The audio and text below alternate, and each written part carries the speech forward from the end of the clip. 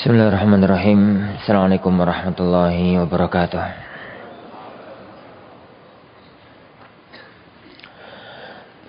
Innal hamdalillah nahmaduhu wa nasta'inuhu wa nastaghfiruh wa na'udzu billahi min shururi anfusina wa min sayyiati a'malina. Man yahdihillahu fala mudilla lahu ومن يضلل فلا هادي له. أشهد أن لا إله إلا الله وحده لا شريك له وأشهد أن محمدا عبده ورسوله. اللهم صل وسلم وبارك على نبينا محمد وعلى آله وأصحابه أجمعين. ولا حول ولا قوة إلا بالله رب العالمين. أما بعد. Jamaah kaum muslimin, jamaah kaum muslimah, ikhwani wa akhwati fid din, azani Allah wa iyyakum. Semoga Allah Subhanahu wa taala senantiasa mencurahkan rahmat dan taufik kepada kita semua, terutama di hari-hari ini. Sebagaimana beliau sampaikan tadi, kita bangsa Indonesia sedang tersibukkan dengan mewujudkan syukur kita kepada Allah Subhanahu wa taala atas nikmat kemerdekaan yang telah dinikmati oleh bangsa ini 79 tahun yang lalu. Dan itu adalah satu nikmat yang amat sangat agung sekali, yang wajib untuk kita syukuri. Karena orang hidup itu, para jamaah yang dimulakan Allah Subhanahu wa taala, sesuatu yang paling pokok untuk bisa hidup normal maka adalah keamanan, kesehatan, sama makanan. Makanan pokok maksud saya. Aman, badane sehat, awake waras, terus hari itu ada yang dia makan. Apabila sudah mendapatkan tiga hal ini, maka sebenarnya antara orang miskin dengan orang yang paling kaya hidupnya nggak beda-beda banget. Makanya Rasulullah SAW mengatakan, man asbaha aminan fi sirbih, mu'afa fi badani, indahu qutu yaumi, faka'annama hizat lahu dunya bihadzafiriha. Barang siapa yang dia itu di pagi hari itu aminan fi sirbih, jiwanya aman, perasaannya aman, nggak takut dikejar-kejar musuh, nggak takut dikejar-kejar hantu, orang-orang hantu, nggak takut dikejar-kejar sesuatu yang membuat dia takut. Mau keluar rumah takut, mau kemana-mana takut, mau aktivitas takut, aman. Yang kedua, mu'afa fi badani, badannya sehat. Minum air, yuk rasanya air. Makan, yuk rasanya makan. Tidur, yuk rasanya tidur. Badannya sehat. Indahu qut yaumi, dia itu memiliki qut. Qut itu makanan pokok. Sesuatu yang bisa membuat dia kenyang. Pokoknya kenyang. Indahu qutu yaumi, maka kata beliau sallallahu alaihi wasallam, faka'annama hizat lahu dunya bihadzafiriha. Maka seakan-akan dunia dan semua isinya telah diberikan kepada dia. Dan tiga kenikmatan ini sulit tanpa nikmat namanya kemerdekaan. Karena kalau masih dalam penjajahan, aman, sulit untuk bisa aman. Karena takut dengan musuh, takut dengan penjajah. Sehat juga sulit terjamin, makanan pokok juga kadang-kadang orang dalam kondisi kelaparan sebagaimana pada zaman dahulu. Maka perlu untuk kita bersyukur kepada Allah Subhanahu wa taala, dan wujud syukur yang paling utama adalah dengan menegakkan iman dan takwa. Karena dengan iman dan takwalah sebuah bangsa, nanti bangsa itu akan ditambahi nikmat oleh Allah, dijaga nikmatnya, ditambahi nikmat oleh Allah, dibukakan keberkahan pintu dari langit, dibukakan keberkahan pintu dari bumi. Sebagaimana Allah Subhanahu wa taala firman, "Walau anna ahlal qura amanu wattaqau lafatahna 'alaihim barakatim minas samaa'i wal ard walakin kadzdzabu fa akhadnahum bima kanu yaksibun." Walau anna ahlal qura amanu wattaqau, seandainya penduduk sebuah negeri, sebuah daerah, sebuah kampung, sebuah kawasan, mereka itu amanu, beriman, wattaqau, dan bertakwa, maka janji dari Allah Subhanahu wa taala, la fatahna 'alaihim barakatim minas sama'i wal ard, niscaya kami akan bukakan keberkahan dari langit dan keberkahan dari bumi. Hujan yang turun adalah hujan rahmat, hujan yang barokah. Apa yang keluar dari bumi, sumber air, tanaman, adalah sesuatu yang rahmat dan barokah. Jadi negeri yang aman, sentosa, negeri yang tentram karena mendapatkan keberkahan kami dari Allah Subhanahu wa taala. Tapi jika yang terjadi kebalikannya, kata Allah Subhanahu wa taala tadi, walakin kadzdzabu, tatkala kaum itu mendustakan, enggak mau beriman, enggak mau bertakwa, mengkufuri nikmat Allah Subhanahu wa taala, fa akhadnahum bima kanu yaksibun, pasti kami akan hukum mereka karena perbuatan mereka sendiri. Maka jangan untuk saya pribadi, jangan untuk kita semua, dan untuk bangsa tercinta ini, syukuri nikmat Allah dan wujudkan syukur itu dengan ketaatan. Jangan sampai acara-acara yang itu berbau mensyukuri kenikmatan kemerdekaan malah diisi dengan sesuatu yang bersifat maksiat. Karnaval yuk karnaval, tapi ojo melanggar syariat. Acara panggung acara panggung, tapi jangan melanggar syariat. Acara apapun acara, jangan melanggar syariat. Karena sebenarnya inti dari kita mensyukuri nikmat kemerdekaan adalah mensyukuri nikmat pemberi kemerdekaan. Pemberi kemerdekaan dituangkan dalam pembukaan undang-undang dengan berkat rahmat Tuhan yang Maha Esa. Diakui di pembukaan undang-undang negeri kita. Ini anugerah dari Allah. Dari mana ada bambu runcing bisa mengalahkan Maryam? Dari mana kekuatan yang sederhana itu bisa mengalahkan penjajahan Jepang dan Belanda?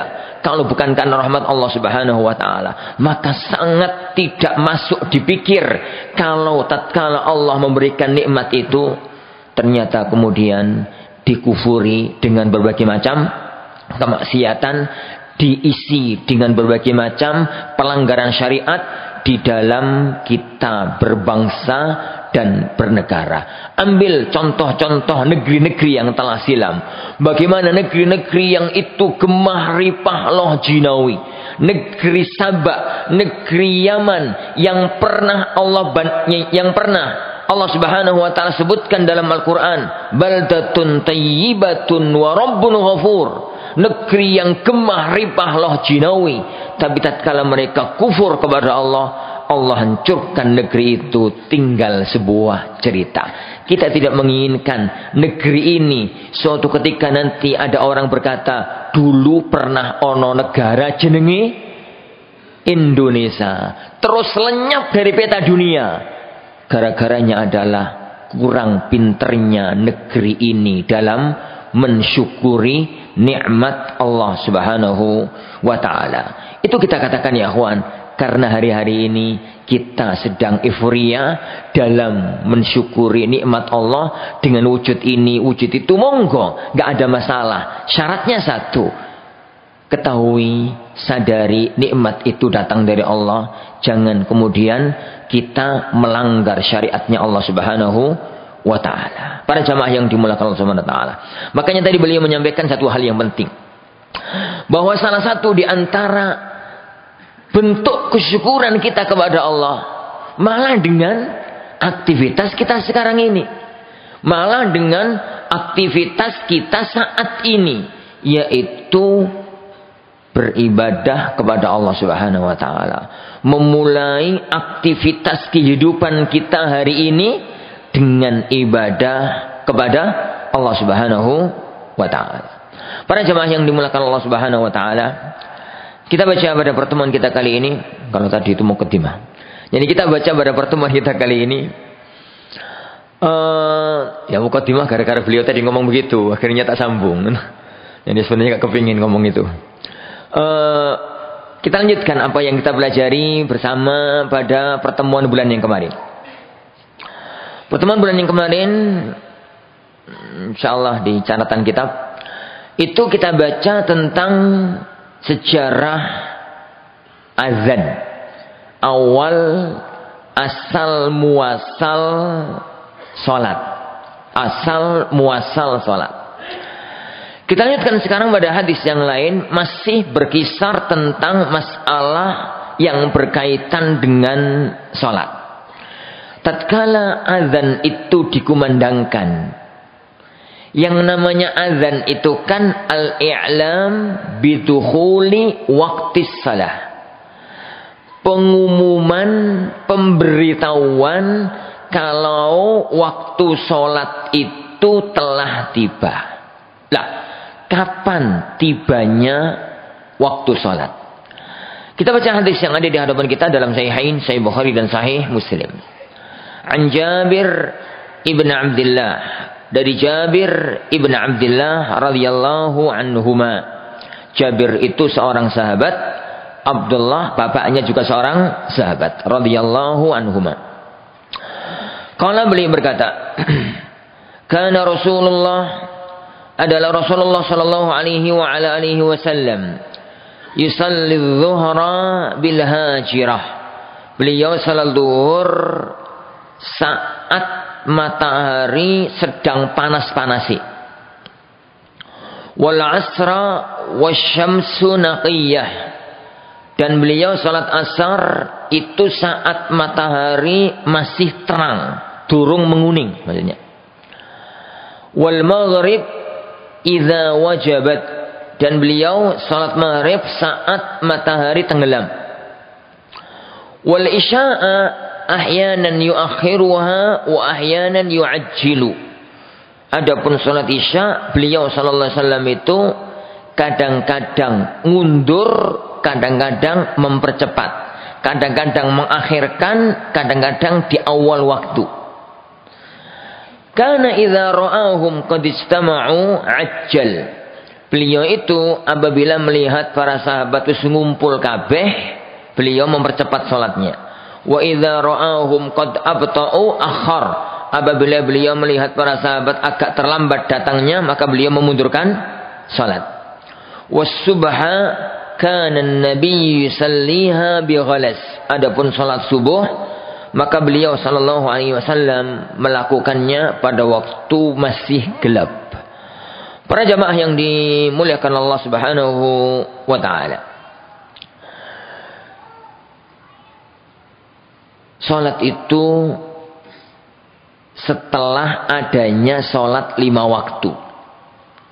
Dan salat 5 waktu itu dimulai kapan? Sejak Isra Mi'raj. Jadi Rasulullah SAW sebelum Isra Mi'raj niku empun ada salat. Sudah mengerjakan salat. Tapi belum ada syariat salat 5 waktu. Salat apa itu? Salat mutlak. Pokoknya salat. Bendino pokoknya salat. Berapa kali? Yani bagaimana waktunya? Yani kapan dilaksanakan? Gak ada ketentuan. Pokoknya salat. Itu salat sebelum Isra Mi'raj.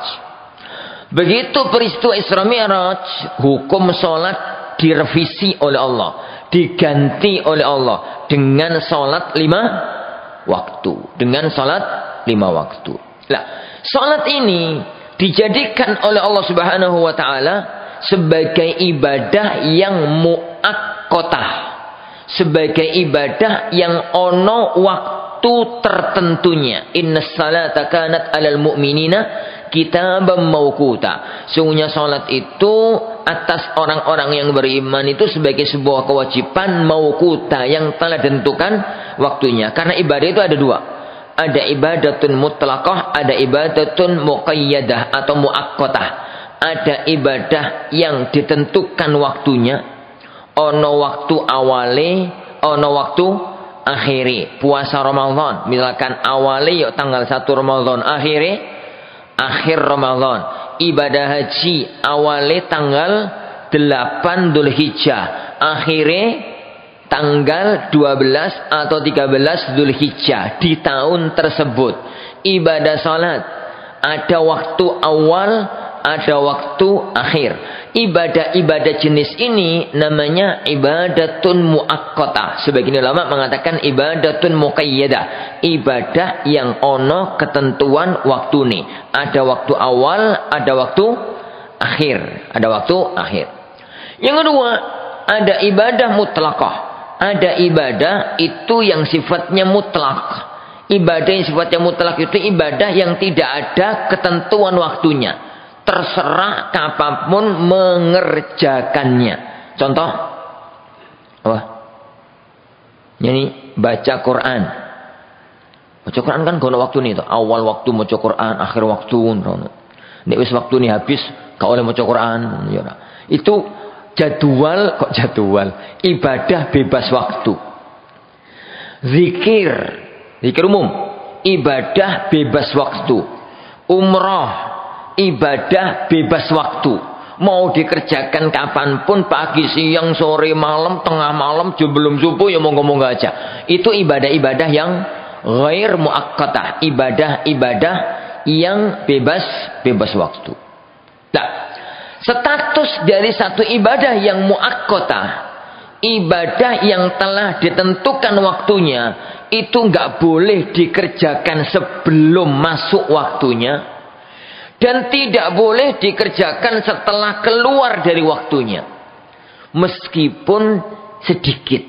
Jadi sholat itu gak boleh dikerjakan sebelum masuk waktunya. Meskipun mendahului cuma sekedar takbiratul ihram. Gambarani, misalkan subuh sekarang jam berapa? 4 lebih 10. 17 raton delok jam. Ini jam 4 lebih 17 ya. Anggaplah jam 4 lebih 17. Jam 4 lebih 17 atau jam 4 lebih berapa lah. Pokoknya jam 4 lebih. Jam 4 lebih 17. Itu awal waktu subuh misalkan. Lah, kalau ada orang itu melakukan salat subuh, takbiratul ihrami durung adzan. Moco Al-Fatihah dapat 1-2 ayat durung adzan. Sampai ihdinas siratal mustaqim ke adzan.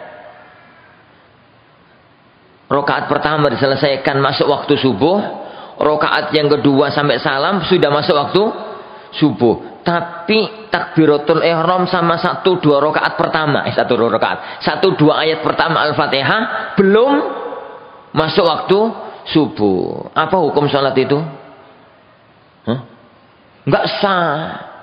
Hukum sholat itu nggak sah karena belum masuk waktunya.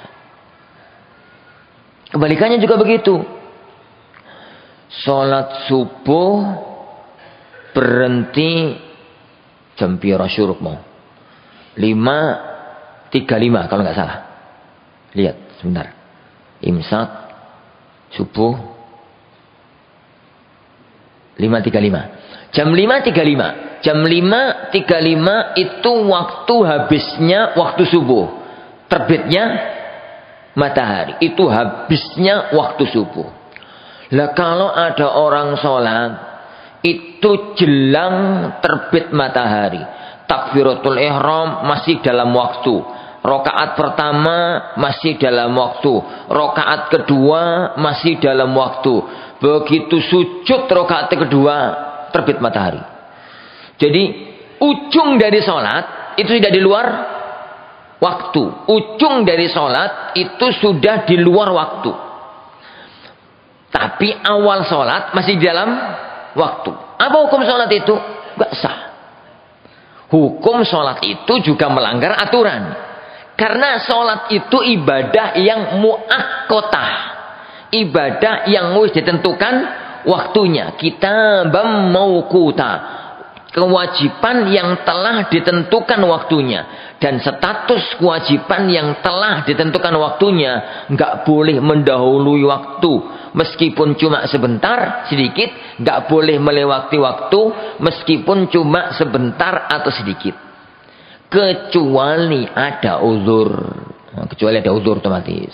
Kecuali ada uzur. Namanya juga ada uzur. Uzur syar'i, bukan uzur yang dibuat-buat. Uzur syar'i, bukan uzur yang dibuat-buat. Uzur syar'i, apa itu uzur syar'i? Pertama, semua sebab yang membolehkan jamak. Semua sebab yang membolehkan menjamak sholat. Yang namanya menjamakkan sholat di luar waktunya. Sholat zuhur dilakukan di waktu asar, jamak takhir. Sholat maghrib dilakukan di waktu isya, jamak takhir. Sholat asar dilakukan di waktu zuhur, jamak takzim. Sholat isya dilakukan di waktu maghrib, jamak takzim. Itu sholat yang dilakukan di luar waktunya, tapi boleh karena ada uzur yang membolehkan menjamak sholat. Uzur yang lain, contoh lupa. Jenenge lupa. Jangan pura-pura lupa loh ya. Lupa. Jenenge lali. Jadi jenenge lali. Ada orang itu gak pernah sholat kecuali di masjid. Selalu jamaah. Dan itu satu nikmat ya. Ini jenengan diberikan oleh Allah taufik untuk sholat. Nah laki-laki loh ini ya. Itu selalu di masjid. Itu satu nikmat yang tidak Allah berikan kepada semua orang. Podo-podo sholatnya, tapi kalau di masjid itu kan 27 kali lipat. Jangan difahami sholat di masjid pahalanya 27, nek dewean pahalanya 1. Siapa bilang semacam itu? 27 itu kali lipat. Tergantung sholat kalau di omah dewean pahalanya piro. Sholat subuh nin di omah dewian pahalanya berapa ya? 10. Titik mau sampai 10. Ini. Hitunglah coba, hitung dengan rumus matematika aja. Padahal pahala itu nggak bisa dirumuskan matematika. Mendekatkan. Sholat itu kan ada apa? Kok ada yang lucu? Sholatnya. Ada bacaan Quran, ada zikir, ada doa. Sholat itu mesti di situ ono bacaan Quran, ono zikir, ono doa, dan tiga-tiganya kan berpahala. Kita hitung bacaan Qurannya aja lah. Bacaan Quran itu kan per huruf 10 pahala. Al-Fatihah berapa huruf? Al-Fatihah. Aku orang tahu ngitung. Prosoku nek 100 luweh. 100 lebih, 100 saja lah, 100. Berarti kan 100 huruf kali 10 1000 itu satu Al-Fatihah. Ini 2 rakaat. 2000. Wis ra usah lah dibocok, dihitung yang lainnya, enggak usah dihitung. Anggaplah pahala salat subuh itu 2000. Nik dewean. Kalau jamaah itu di masjid. 2000 kali 27. Berapa? 54.000. Jauh bedanya. Itu nih kalau 2000 loh. Dan saya nggak yakin kalau 2000. Masuk bacaan yang lain gak dihitung. Zikirnya gak dihitung. Doai gak dihitung. Anggaplah pahala salat subuh itu 10.000. Kalau dewian di rumah. Maka kali 27. Berarti 270.000. Jauh bedanya. Jauh sekali itu bedanya. Kalau ada orang para jemaah sekalian. Itu biasanya sholat jamaah di masjid. Suatu hari dia itu dia itu ada uzur pada waktu safar, pada waktu apa gitu. Namanya orang kadang-kadang safar, sehingga jadi ada uzur untuk gak ke masjid. ada uzur untuk tidak nyini ke masjid. Sampai di rumah, orang itu biasa sholat masjid. Di rumah gak mikir sholat. Nyampe rumah, wes lenyap sudah. Pikiran sholat itu lenyap. Gak kepikiran sholat. Sampai lewat waktunya, baru kilingan, baru ingat kalau dia belum sholat. Apa hukumnya? Lakukan sholat saat itu, meskipun sudah keluar waktunya. Karena ada uzur. Uzurnya apa? Lupa, namanya juga lupa. Uzur yang ketiga, ketiduran. Ini ketiduran tenanan loh yo. Ini bener-bener ketiduran. Gambarannya itu adalah orang yang malam hari lembur sampai subuh nggak tidur. Subuh sholat, bar subuh lanjut aktivitas. Sampai jam 9 pagi baru selesai teler loh. Nyanyi mandi, ben seger, terus tidur. Dia sudah masang alarm, sudah ngomongi istrinya zuhur supaya dibangunkan. Sudah usaha masang alarm 5 gandeng ngono yo, HP ini tumpuk. Jadi gandeng, sudah ngomong sama istrinya supaya dibangunkan. Istrinya biasanya tipikalnya suaminya kalau untuk sholat, Pak sholat, langsung bangun. Jadi akhirnya istrinya duhur, Pak azan sholat, tidur nih, gak sadar dia ngomong itu. Alarm 5 gak fungsi, saking capek, saking ngantuk. Azan duhur bablas, sampai asar bablas. Bangun-bangun maghrib.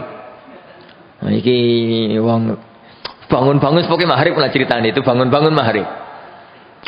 Zuhur lewat, asar lewat. Bangun-bangun maghrib. Apa hukumnya? Kerjakan di waktu maghrib sholat rapel. Zuhur, asar, maghrib. Zuhur, ini asar, langsung maghrib. Gitu ya. Kenapa salat zuhur, salat asar bisa dilakukan di waktu maghrib padahal sudah keluar waktunya? Karena ada uzur, namanya ketiduran. Ini.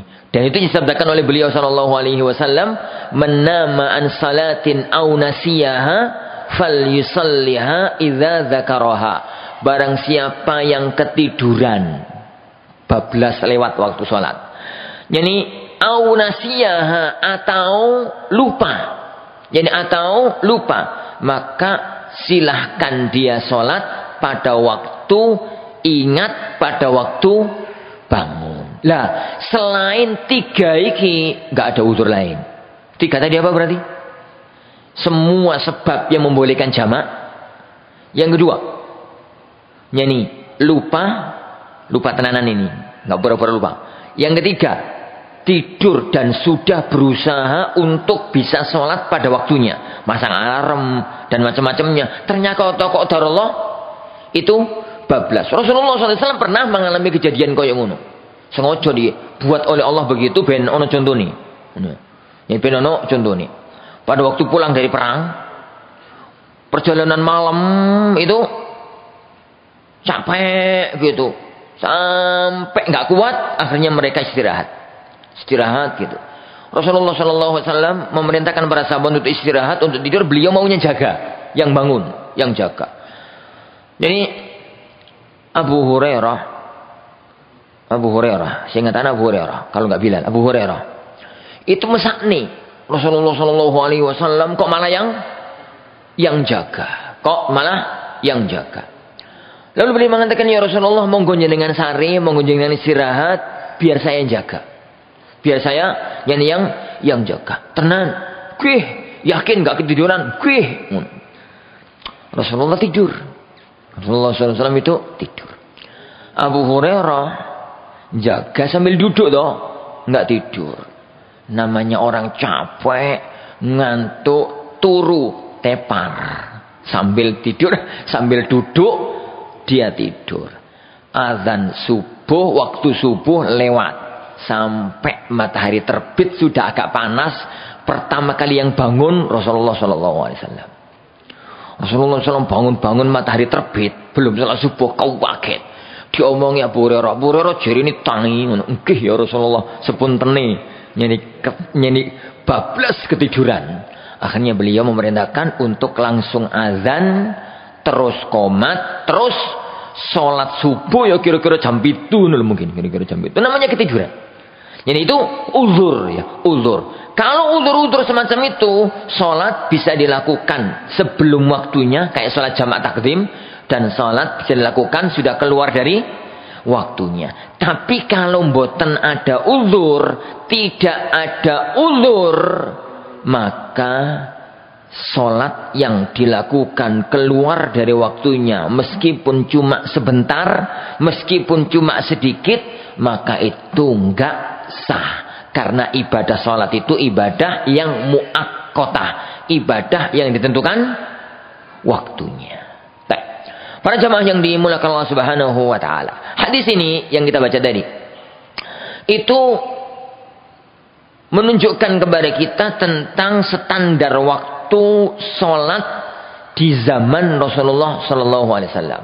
Karena di zaman beliau sallam itu belum ada jam. Belum ada ya jam. Zaman itu. Standar waktu yang dipakai zaman itu adalah waktu alam. Tanda-tanda alam. Mulai dari sholat zuhur. Yusalli zuhra bil hajirah. Kalau ngurutkan waktu sholat, itu para ulama yang dimulai mesti yang disebut pertama waktu zuhur. Gak waktu subuh. Kalau nyebut waktu-waktu sholat, mesti yang diucapkan, yang disebut pertama kali itu waktu zuhur. Kenapa? Siapa tahu? Kenapa kok gak subuh? Nanggung men zuhur tengah-tengah dino. Karena sholat 5 waktu yang pertama kali dilakukan Rasulullah itu zuhur sallallahu alaihi wasallam. Siapa tahu sejarahnya? Kok yang pertama kali itu zuhur? Isra Mi'raj itu beliau turun kapan? Dari langit. Pagi hari. Beliau turun dari langit itu kan pagi hari.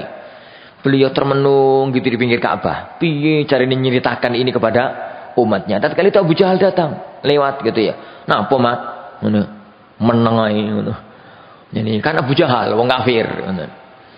Jadi lalu beliau cerita sallallahu alaihi wasallam peristiwa yang dialami tadi malam. Abu Jahal ku saweneng. Tepaan nih. Jadi wah, ini semua orang Mekah pasti menganggap Muhammad gila. Karena zaman itu dari Mekah ke Baitul Maqdis PP 2 bulan. PP 2 bulan naik onta. Belum dari Baitul Maqdis ke langit nomor 7. Nggak tahu pirang tahun perjalanan ini. Padahal semalam Muhammad SAW masih ada di kota Mekah, isu-isu ustaqoh. Jadi terjadilah peristiwa yang ribut itu, peristiwa menceritakan Isra Mi'raj. Kira-kira jam 9, jam 10 selesai. Akhirnya sholat pertama kalinya beliau adalah sholat duhur. Sholat pertama kalinya beliau itu sholat duhur. Makanya para ulama ngurut-ngurutkan waktu sholat mesti dimulai dengan waktu duhur. Waktu duhur. Waktu duhur itu dimulai dari matahari sudah tergelincir ke arah barat. Jadi matahari itu kalau terbit di timur, tenggelam di barat. Kalau sudah pas di pertengahan langit, itu waktu terlarang sholat. Kalau sudah bergeser dikit ke arah barat, itu namanya waktu zawal, waktu tergelincirnya matahari. Patokannya nopo Ustaz? Patokane itu kalau bayangan sebuah benda sudah pada titik terendah, itu waktu matahari di tengah-tengah langit. Kalau sudah memanjang kembali, itu waktu zawal namanya. Itu waktu zawal. Patokan jangan perhatikan menceng kanan kiri. Jangan perhatikan menceng itu banyak salah. Patokan yang disebutkan oleh para ulama itu bayangan sebuah benda. Bayangan kalau matahari masih jam 7 itu kan tombowo. Benda 1 meter itu bayangan ini 3 meter. Jadi kemudian semakin mendek matahari tambah tinggi, semakin mendek bayangannya. Lah pada waktu bayangan sudah terpendek, nggak bisa memendek lagi, itu berarti matahari pasti di tengah-tengah langit. Kalau sudah memanjang kembali, maka itu matahari sudah bergeser ke arah barat, dan itu waktu zuhur sampai datangnya waktu asar. Karena zuhur dan asar itu nyambung waktunya. Nyambung waktunya. Asar itu patokannya adalah apabila sebuah benda, sebuah bayangan ukurannya sama dengan bendanya tanpa mengukur bayangan terpendek. Jadi apa gawe contoh iki? Nah iki. Iki tongkat. Sing lawai. Iki tongkat 1 meter. Gitu ya. Tongkat 1 meter tadi pada waktu zuhur para jemaah sekalian. Itu kan matahari itu kadang-kadang terbit di timur utara atau timur selatan. Kadang-kadang timur persis itu pun hanya beberapa hari dalam setahun. Pada waktu matahari pas di khatulistiwa.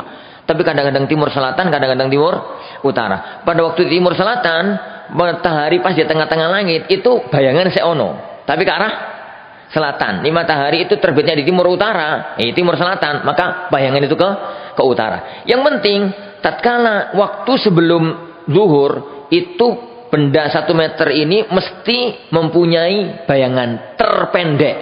Lah, bayangan terpendek itu istilah fikihnya fai'uz zawal. Anggaplah bayangan terpendek pada waktu itu pas 10 cm. Itu gak sama mendek lagi. Tongkatnya 1 meter, bayangan terpendek 10 cm. 10 cm. Kapan waktu asar? Waktu asar itu bukan pada waktu bayangan 1 meter. Tapi pada waktu bayangan 1 meter plus 10 cm. Kenapa? Yang 10 cm tadi gak dihitung. Yang 10 cm tadi itu gak dihitung. Dihitungnya mulai nambah bayangan. Jadi 10 cm munggah. Berarti kalau bayangan benda itu sudah 1 meter bendai plus fai'uz zawal. Titik terpendek tadi itu masuknya waktu asar. Ini tolong dicermati. Kenapa? Tidak memahami ini. Orang itu serampangan menyalahkan jadwal waktu salat. Wis asar Ustaz. Ngono. 1 meter coba toh jenengan ukur, sret, ngono ya. Jatuhkan Ustaz. Plek. Nu wis asar Ustaz. Jadwalnya sik 10 menit lagi. Ini. Jadwalnya masih 10 menit lagi. Anda katakan sampai ning salah, Mas. Sampai ning salah memahami hadis. Bukan begitu cara memahami fikihnya. Jadi fai'uz zawal, titik terpendek itu enggak dihitung.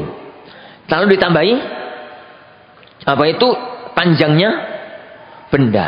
Kalau di Indonesia itu nggak terlalu masalah. Coba sampean di negeri-negeri yang dekat kutub. Iki dunia. Semunulah anggaplah gampang. Indonesia itu di tengah. Ini negeri Australia. Ini negeri dekat-dekat Antartika, gitu ya. London, Meksiko, negeri-negeri yang dekat-dekat Antartika. Kalau matahari pas terbitnya di sini, kan terbit di sini. Kalau matahari kan kadang-kadang di sini, kadang-kadang di sini, kadang-kadang di sini, kadang-kadang di sini, kadang-kadang di sini. Kalau matahari pas terbit di sini, itu kita itu selalu daerah normal, di tengah-tengah. Kita itu daerah khatulistiwa. Tapi kalau orang-orang daerah sini, bisa jadi loh, zuhur, tengah matahari pas panas-panasi, pas di tengah-tengah langit, benda 1 meter, zuhur itu bayangan 1 meter serapat. Itu zuhur. Lah nek ngitung waktu asar 1 meter bayangan 1 meter, gak ketemu asar. Maka di negeri semacam itu menghitung waktu asar itu adalah nek waktu jelang zuhur itu bayangan benda terpendek itu 1 meter seperempat. Padahal bandane 1 meter, berarti waktu asar itu 1 meter plus 1 meter seperempat. Itu waktu asar. Itu menghitung ini waktu asar. Sampai kapan terjadi silang pendapat di kalangan para ulama. Sebagian ulama mengatakan waktu asar itu sampai terbenamnya matahari. Dan ini pendapat yang kondang di negeri kita. Karena itu pendapat Syafi'iyah dan itu mazhab jumhur. Sebagian para ulama mengatakan sampai matahari belum menguning. Itu waktu asar. Sampai matahari belum menguning. Matahari ini asar ini kan putih, cerah. Nek wis sudah jelang-jelang matahari tenggelam, jam-jam 5 gitu, matahari wis gak mempunyai cahaya. Dek pandang ngono wis koyo mandang rembulan. Sudah tidak dan warnanya berubah kuning-kuning kemerahan. Lah, nek matahari sudah menguning, itu dalam pandangan sebagian para ulama waktu asar sudah habis. Makanya waktu asar itu hati-hati. Karena kalau sudah mendekati tenggelam, itu di kalangan sebagian para ulama sudah bukan waktu asar. Sudah bukan waktu asar. Meskipun pendapat yang kondang di negeri kita, mazhab Syafi'iyah, waktu asar sampai tenggelam matahari. Tapi sampai pun dalam mazhab Syafi'iyah, dalam pandangan ulama-ulama Syafi'iyah, matahari kalau sudah menguning, itu nggak boleh sholat kecuali darurat. Kecuali orang yang kondisi darurat. Safar, arep sholat, dolek masjid, gak nemu-nemu masjid. Wih gitu, ketemu masjid, matahari sudah menguning, itu kan darurat. Atau misalkan dia dalam kondisi yang sakit. Kondisi sakit itu sekarang masih dilakukan tindakan kesehatan. Dan baru bisa sholat nanti pada waktu matahari sudah jelang tenggelam. Itu darurat. Tapi gak napo-napo, remian. Ini catur. Ngobrol. Sampai jam 5 ke sholat. Itu pun sampai pun dalam fikih Syafi'iyah terlarang. Karena waktu itu hanya boleh sholat kalau bagi orang yang dalam kondisi darurat. Kondisi nggak bisa sholat sebelum waktunya. Dan itu pernah dicela oleh Rasulullah SAW. Kata beliau SAW, aswa'un nasi sariqatan, orang yang paling jelek sholati. Orang yang paling jelek malingi, itu man yasrik fi sholatihi. Orang yang maling sholati. Lah maling salat itu apa? Para sahabat heran, ya Rasulullah, maling salat niku pripun gitu. Maling salat niku pripun? Beliau sallallahu alaihi wasallam mengatakan, orang yang yajlis, orang yang asar itu duduk-duduk, yantadhirus syams, melihat matahari, yarqubus syams, melihat matahari.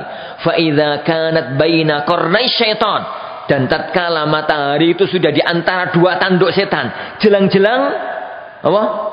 Tenggelam, kan matahari terbit antara dua tanduk setan, matahari tenggelam antara dua tanduk setan. Tatkala matahari itu sudah jelang, sudah antara dua tanduk setan, sudah jelang tenggelam, ya kira-kira jam 5 lah saiki. Jam 5, 10, jam 5 lah kira-kira sekarang. Lalu dia itu sholat cepet-cepet. Lah yani yang kuru karena keluhur. Sholati itu koyok manuk gagak nyucuk panganan. Cuk. Karena cepet ya kan. Allahu Akbar. Cau popet ngono sholati. Karena kesusu, khawatir matahari tenggelam. La yadhkurullaha illa qalila. Dia itu enggak ingat kepada Allah, enggak mau zikir kepada Allah kecuali sedikit sekali. Orang semacam itu dikatakan oleh Rasulullah maling. Wis maling, aswa'un nasi sariqatan. Orang yang malingi paling jelek. Kenapa? Lawang waktu loh kok maling. Yo boyo sholat tadi. Jadi nggak ada masalah. Sampai terbit, sampai tenggelam matahari. Waktu maghrib mulai dari tenggelamnya matahari. Tenggelam matahari ini kenapa? Tenggelam matahari ini ku bola matahari hilang. Jadi ini ufuk barat. Ufuk barat ini kenapa? Ini jenengan lihat laut. Di ujung laut itu ada garis lurus gitu. Nah kalau di bagian barat namanya ufuk barat. Ufuk barat. Di bawah garis itu air, di atas garis itu langit. Nah itu namanya garis ufuk. Ini anggaplah matahari. Matahari dari atas toh. Turun gitu. Nek sudah ketutup sebagian, itu namanya matahari mulai tenggelam. Tapi belum waktunya maghrib. Wong poso belum boleh berbuka. Dan belum waktunya azan maghrib. Kapan azan maghrib? Azan maghrib itu kalau bola matahari sudah hilang. Bolanya sudah hilang, meskipun semburatnya masih nampak, itu azan maghrib. Semburatnya gimana Ustaz? Lah kan matahari ku tenggelam loh, tapi semburatnya sinarnya masih ke sana. Jadi makanya kalau kita itu seandainya tidak di alam tropis, kita itu kan di alam tropis, alam kakek mendung. Seandainya kita itu di negeri yang tidak di alam tropis, azan maghrib itu terang benerang, padang. Kenapa? Semburat matahari masih menyinari langit. Ini masih bersinar ke arah langit, tapi bola mataharinya sudah hilang. Maka itu namanya waktu maghrib. Makanya dulu Rasulullah SAW pada waktu di tengah padang pasir dan beliau sedang puasa, itu beliau melihat bola matahari tenggelam, beliau berbuka. Para sahabat protesnya, Rasulullah, inna alaika lanahara. Loh ya Rasulullah, saya padang ya Rasulullah, cek awan. Lah kok jenengan buka? Awan ora, pokoknya bola matahari ini hilang. Pokoknya bola matahari ini itu hilang. Ataupun negeri kita jam 5 seperempat itu hilang matahari. Dibalik. Bukan dibalik ufuk, balik mendung. Dibalik mendung. Sampai kapan? Sampai efek sinar matahari hilang. Efek sinar matahari hilang. Itu yang biasa di kitab-kitab fikih diistilahkan dengan hilangnya mega merah.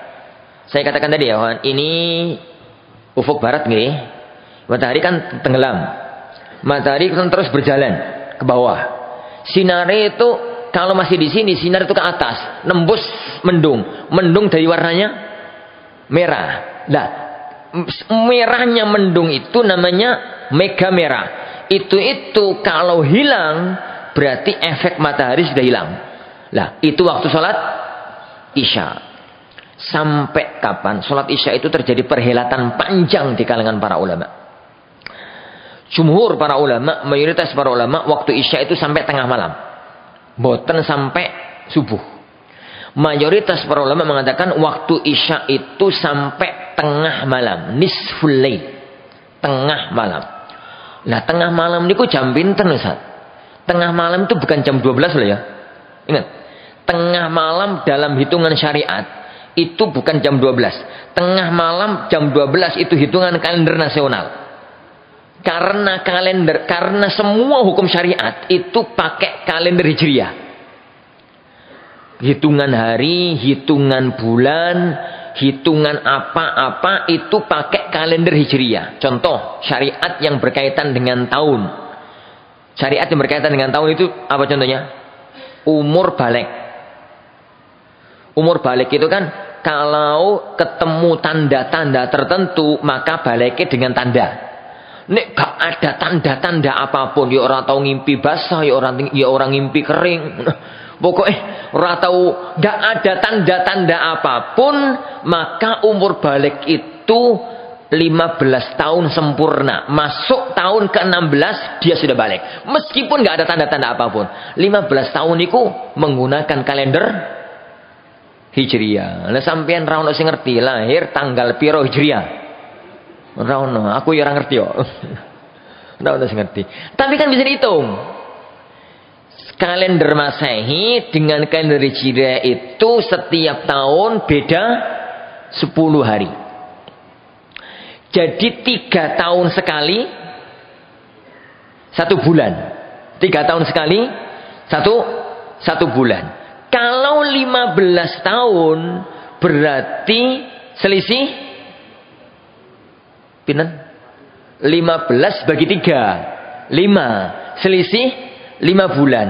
Usia balik dalam kalender Masehi itu 14 tahun 7 bulan. 14 tahun 7 bulan sempurna, masuk bulan ke-8 itu sudah balik. 14 tahun masuk bulan ke-8.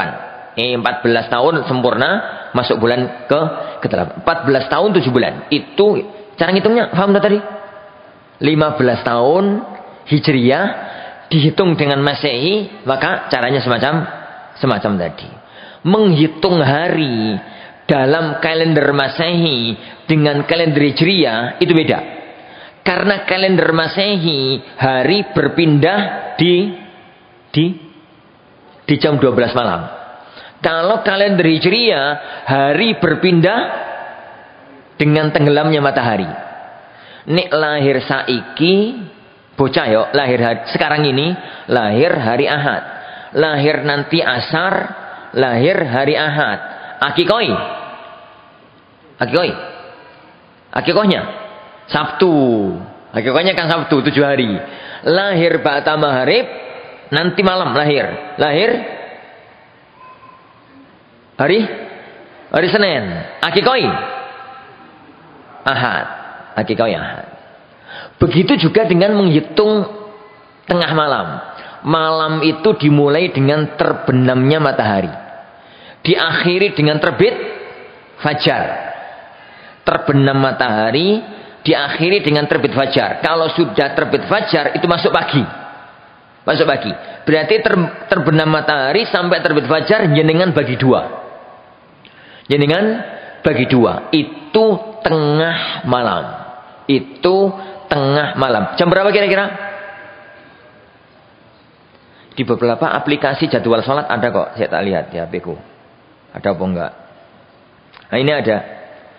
Tengah malam hari ini di Gresik. Di Gresik Lamongan Medowai. Jam 22.53. Jam 10.53. Sebelum jam 11. Coba jenengan hitung keribut tuh. Ya coba jenengan hitung. Maghrib sekarang jam berapa? Jam 5:35 kalau nggak salah. Ya. Subuh jam berapa tadi? 4:15 atau 17. Itu berarti berapa jam? Nggak sampai 12 jam malam kita. Malam kita nggak sampai 12 jam. Hari-hari ini nggak sampai 12 jam. Dibagi 2. Dibagi 2. Tengah-tengahnya persis itulah tengah malam. Dan dalam mazhab mayoritas para ulama, waktu sholat isya itu berhenti di pertengahan malam.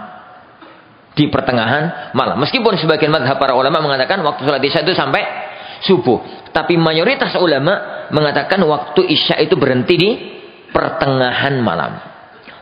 Waktu subuh dari terbit fajar. Terbit fajar. Sampai terbit matahari. Apa arti terbit matahari? Terbit matahari itu bukan kayak terbenam matahari. Nek terbenam matahari itu bola matahari ini tenggelam total. Nek terbit matahari itu bola matahari ini ono sing mulai nyembul. Mulai nyembul. Jadi kalau dalam jadwal waktu sholat, terbit itu adalah awal apa? Awal nyembul, awal muncul. Makanya karena awal muncul matahari itu nggak boleh sholat. Sholat syuruk dilakukan ditunda sekitar 10-15 menit. Agar matahari sudah agak naik. Itu patokan waktu sholat. Lah saiki Ustaz, ora tau ndelok matahari di jadwal sholat. Ndelok jam boleh.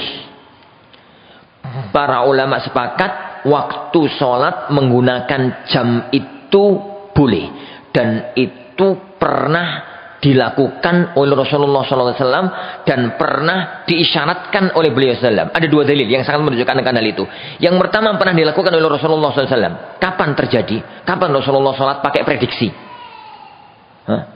Saat matahari gak muncul 7 hari 7 malam di kota Madinah. Kapan itu? Mendung total 7 hari 7 malam gak pernah ada matahari. Peristiwa musim kering kerontang saat sholat Jumatan tengah-tengah khutbah ono jamaah ngomong ya Rasulullah jadi nggak ada air, tanaman-tanaman mati, tumbuhan-tumbuhan mati, ternak-ternak mati ya Rasulullah, boyo jenengan doa kepada Allah supaya turun hujan. Rasulullah langsung ngangkat tangannya tinggi-tinggi ke langit, Allahumma aghithna, Allahumma aghithna, ya Allah turunkan hujan, ya Allah turunkan hujan. Langsung udan, langsung detik itu juga. Selama sepekan udan gak berhenti-berhenti. Banjir Madinah. Jumatan depan orang yang sama tengah-tengah khutbah ngomong, ya Rasulullah tanaman mati, ini tumbuhan-tumbuhan mati, binatang-binatang mati kebanjiran. Ya Rasulullah mohon kepada Allah hentikan hujan. Menungso memang. Gawarannya menungso. Akhirnya hujan itu berhenti. Selama sepekan matahari gak terbit. Maksudnya gak kelihatan. Salatnya bagaimana? Salatnya bagaimana? Dikira-kira, diprediksi. Hadis yang kedua, di akhir zaman nanti akan ada perubahan alam. Saat Dajjal muncul. Kapan itu? Pokoknya kapan saat Dajjal muncul? Dajjal muncul itu di muka bumi 40 hari 40 malam. Di hari ke-40 dia dibunuh oleh Nabi Isa alaihissalatu wassalam. Hari pertama Dajjal itu kayak setahun. Jadi matahari mulai terbit sampai terbit lagi itu 24 jam kali 300 berapa setahun itu? 56. Setahun. Itu. Hari kedua kayak sebulan. Hari ketiga kayak sepekan. Hari keempat normal, kembali kayak hari-hari biasa. Para sahabat tanya, ya Rasulullah, hari yang kayak setahun, sholatnya pripun? Rasulullah SAW mengatakan, uqduru laha qadra. Perakirakan saja. Ini, jadi matahari terbit. Terus jam 12 matahari sedek kono, sewisuk ngono, jam 12-an salat zuhur. Jam 6 matahari sek di etan ngono ya. Salat maghrib. Jam 4 matahari sek di timur, salat subuh. Begitu selama setahun. Begitu selama setahun. Nah, itu menunjukkan bahwa salat menggunakan perakiraan waktu itu boleh. Dan jadwal waktu sholat itu perakiraan waktu yang sesuai dengan ilmu astronomi. Maka tidak ada perselisihan di kalangan para ulama akan bolehnya hal tersebut. Wallahu insyaallah subhanahu wa ta'ala ini yang kita pelajari pada pertemuan kita. Ini mudah-mudahan ini diberkahi oleh Allah subhanahu wa ta'ala. Dan semoga kita dijaga negeri ini. Dan tugas kita adalah tegakkan iman, tegakkan takwa di negeri yang penuh barokah ini. Agar Allah subhanahu wa ta'ala senantiasa mencurahkan rahmat dan nikmatnya kepada kita semuanya. Wallahualam, insyaallah subhanahu wa ta'ala ini kita akhiri. Subhanakallahumma bihamdik, asyhadu an la ilaha illa anta, astaghfiruka wa atubu ilaik. Wassallallahu wasallam wa baraka ala nabiyina Muhammad. Assalamualaikum warahmatullahi wabarakatuh.